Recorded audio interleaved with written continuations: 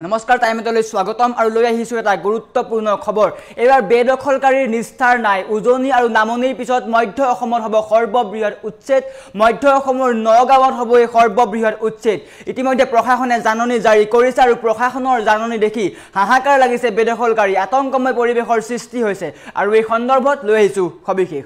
জনাই আছো time at big breaking মধ্য অসমত চলিব প্ৰশাসনৰ বুলডোজাৰ ইতিমধ্যে সাজু হৈছে শ আৰক্ষী বাহিনী আৰু শ বুলডোজাৰ নগাঁৱত হ'ব সৰ্ববৃহৎ উচ্ছেদ অভিযান কল্পনা কৰক মধ্য অসমৰ নগাঁৱত হ'ব সৰ্ববৃহৎ উচ্ছেদ অভিযান ইতিমধ্যে প্ৰশাসনে জাৰি কৰিলে জাননী জাৰি কৰিছে নিশাৰ ভাগতে প্ৰশাসনে এই জাননী জাৰি কৰিছে আৰু প্ৰশাসনৰ জাননী দেখি হাহাকাৰ লাগিছে বেদখলকাৰীৰ উচ্ছেদিতৰ বুকু কপি উঠিছে আৰু নগাঁও সদৰ ৰাজচক্ৰ বিষয়াই জাৰি কৰিছে এই জাননী আৰু নগাঁৱত হ'ব সৰ্ববৃহৎ উচ্ছেদ অভিযান নগাঁৱৰ হাতীচুং মৌজাৰ দুটাকৈ স্থানত চলিব এই সৰ্ববৃহৎ উচ্ছেদ হাজাৰ বিঘা ভূমিত হ'ব সৰ্ববৃহৎ উচ্ছেদ হাতীচুং মৌজাৰ গৰৈমাৰী পথাৰ কিচামতৰ ৭২ নং চৰকাৰী গ্ৰেজিং মাটিত হ'ব উচ্ছেদ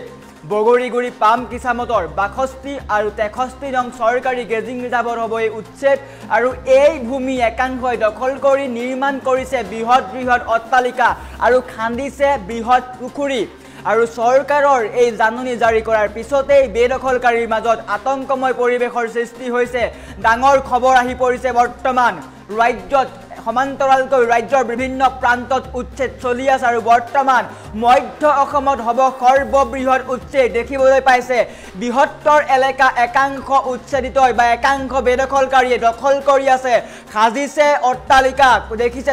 কাষৰ দোকানবিলাক মন কৰক কি ধৰণে একাংশ লোকে চৰকাৰী ভূমি দখল কৰি নিজে ব্যৱসায় কৰিছে আৰু বৰ্তমান চৰকাৰে জাননী জাৰি কৰিছে তেওঁলোকক উচ্ছেদ কৰা হ'ব নিশাৰ ভাগত প্ৰশাসনে জাননী জাৰি কৰিছিলে আৰু বৰ্তমান প্ৰশাসনৰ জাননী দেখি হাহাকাৰ লাগিছে উচ্ছেদিতৰ আৰু বৰ্তমান ৰাজ্যৰ বিভিন্ন প্ৰান্তত উচ্ছেদ হৈ আছে মুখ্যমন্ত্ৰী ডক্টৰ হিমন্ত বিশ্ব শৰ্মাই পোনপটীয়াকৈ কৈছে যে ৰাজ্যত উচ্ছেদ বন্ধ নহয় আৰু এইবাৰ মধ্য অসম লক্ষ্য কৰি লৈছে ৰাজ্যৰ মুখ্যমন্ত্ৰীগৰাকীয়ে পোনপটীয়াকৈ উল্লেখ কৰিছে যে ৰাজ্যৰ বিভিন্ন প্ৰান্তত উচ্ছেদ হ'ব আৰু বৰ্তমান নগাঁৱত হ'ব সৰ্ববৃহৎ উচ্ছেদ দেখিবলৈ পাইছে নগাঁৱৰ সেই স্থানত একাংশ লোকে পুখুৰী সাজিছে পুখুৰী দৃশ্যাংশ যদি সম্ভৱ হয় দেখুৱাম বৃহৎ পুখুৰী সাজিছে দেখিবলৈ পাইছে একাংশ লোকে দখল কৰিছে বাৰী সাজিছে বৃহৎ অট্টালিকা সাজিছে আৰু সেই স্থান বৰ্তমান উচ্ছেদ হ'ব নগাঁৱত হ'ব সৰ্ববৃহৎ উচ্ছেদ যি ঠাই নগাঁৱত একাংশ লোকে বেদখলকাৰী বৃহত্তৰ এলেকা বুলি কয় বৰ্তমান নগাঁৱত হ'ব সৰ্ববৃহৎ উচ্ছেদ দেখিবলৈ পাইছে স্ক্ৰীনত বৃহৎ পুখুৰী খান্দিছে সেয়া চৰকাৰী ভূমিত একাংশ লোকে পুখুৰী খান্দিছে অট্টালিকা সাজিছে কল্পনা কৰক তেওঁলোকৰ সাহস আপোনালোকে কল্পনা কৰক বৰ্তমানৰ দিনত খিলঞ্জীয়া লোকে চৰকাৰী ভূমি দখল কৰি ইমান সম্পত্তি গঢ়িব পৰা নাই বা ইমান সম্পত্তি গঢ়াৰ সাহস নাই যি সময়ত এইসকল লোকে এইসকল সন্দেহজনক বা বেদখলকাৰীয়ে সেই স্থানত ঘৰ সাজিছে বৃহৎ অট্টালিকা দোকান তৈয়াৰ কৰিছে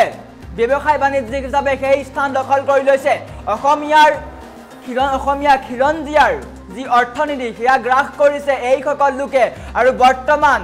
নগাঁৱত হ'ব সৰ্ববৃহৎ উচ্ছেদ মধ্য অসমবাসীৰ বাবে ভাল খবৰ আৰু মধ্য অসমত যিমান বেদখলকাৰী আছে তেওঁলোকৰ বাবে এই খবৰটো কিয়নো শীঘ্ৰেই মধ্য অসমৰ সকলো স্থানত হ'ব উচ্ছেদ যিমান চৰকাৰী ভূমি আছে যিমান বনাঞ্চল আছে যিমান পিজিআৰ ভূমি আছে সকলো ঠাইত হ'ব উচ্ছেদ এয়া কেৱল আৰম্ভণি মধ্য অসমৰ মাত্ৰ আৰম্ভণি মধ্য অসমৰ ইতিমধ্যে জাননী জাৰি কৰিছে সামগুৰিৰ সমান্তৰালকৈ নগাঁও আৰু এয়া মাত্ৰ আৰম্ভণি কৰিছে কিন্তু ৰাজ্য চৰকাৰে দীঘলীয়া তালিকা প্ৰস্তুত কৰিছে নগাঁও মৰিগাঁও সামগুৰি কলিয়াবৰ বিভিন্ন ঠাইৰ দীঘলীয়া তালিকা প্ৰস্তুত কৰিছে আৰু এফালৰ পৰা সকলো বেদখলকাৰীৰ ঘৰ ভাঙি পেলোৱা হ'ব বুলি মুখ্যমন্ত্ৰীগৰাকীয়ে স্পষ্টকৈ উল্লেখ কৰিছে আৰু বৰ্তমান নগাঁৱত হ'ব এই সৰ্ববৃহৎ উচ্ছেদ অভিযান বৰ্তমান প্ৰশাসনে জাননী জাৰি কৰিছে আৰু জাননী জাৰিৰ পিছতেই হাহাকাৰ লাগিছে বেদখলকাৰীৰ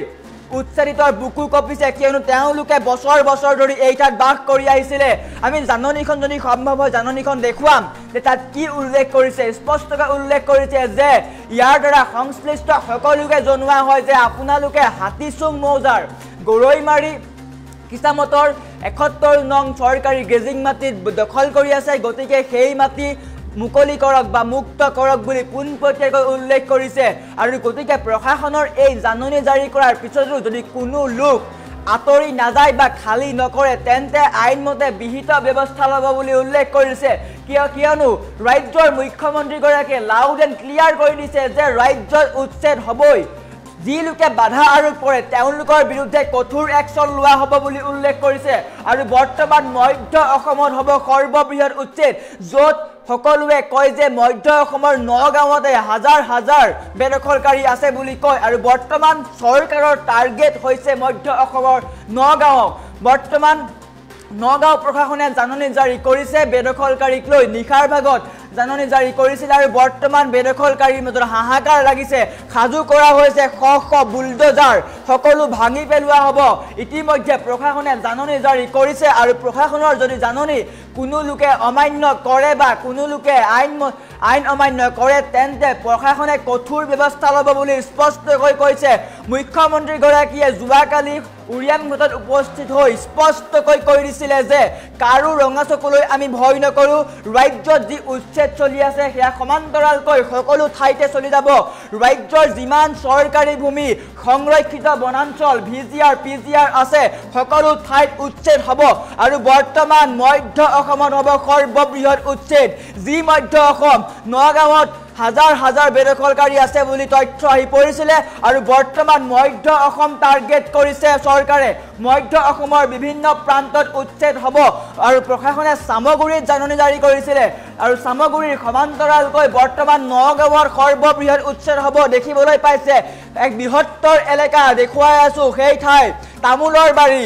বৃহৎ অট্টালিকা পুখুৰী খান্দিছে এইসকল লোকে বৃহৎ ব্যৱসায় প্ৰতিষ্ঠান তৈয়াৰ কৰি লৈছে অসমীয়াই সেই ঠাইত নিজৰ দোকান খুলিব পৰা নাই আৰু সেই ঠাইত একাংশ লোকে বেদখল কৰি নিজে ব্যৱসায় কৰিছে কল্পনা কৰক তেওঁলোকৰ কিমান সাহস চৰকাৰী ভূমি অসমীয়া খিলঞ্জীয়া লোকক চ্যালেঞ্জ জনাই তেওঁলোকে ব্যৱসায় কৰিছে অসমীয়া জাতি সুৰক্ষাৰ কাৰণে চৰকাৰে এই উচ্ছেদ চলাইছে দেখিবলৈ পাইছে হাজাৰ হাজাৰ বিঘা ভূমি এওঁলোকে দখল কৰিছে আৰু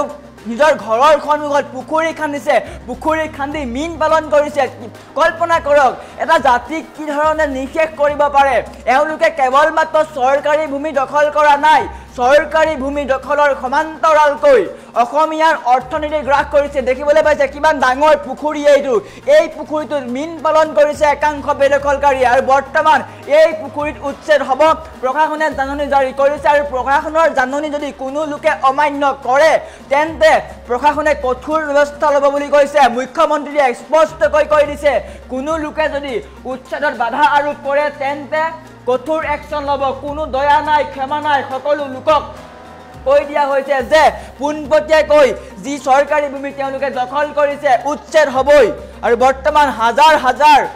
বিঘা চৰকাৰী ভূমি তেওঁলোকে দখল কৰি আছে বৰ্তমান নগাঁৱত হ'ব এই সৰ্ববৃহৎ উচ্ছেদ নগাঁৱৰ দুটাকৈ স্থান প্ৰথম পৰ্যায়ত চিনাক্ত কৰা হৈছে প্ৰথম পৰ্যায়ত দুটাকৈ স্থান চিনাক্ত কৰা হৈছে